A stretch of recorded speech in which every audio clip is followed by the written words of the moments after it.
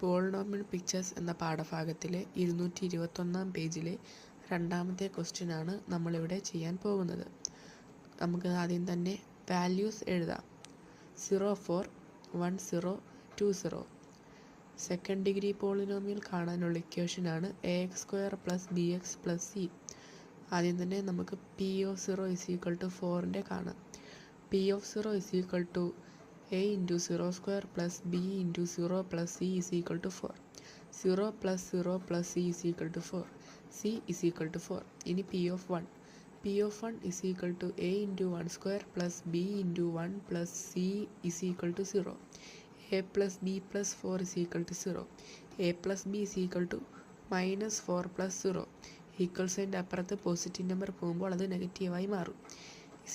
a + b = -4. Equation number 1. p(2) = a × 2² + b × 2 + 4 = 0. 4a + 2b + 4 = 0.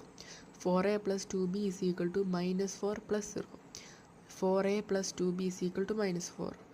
എല്ലാത്തിനും നമുക്ക് 2 കൊണ്ട് ക്യാൻസൽ ചെയ്യാവുന്നതാണ്. അതിനാൽ 2a + b = -2. Equation number 2.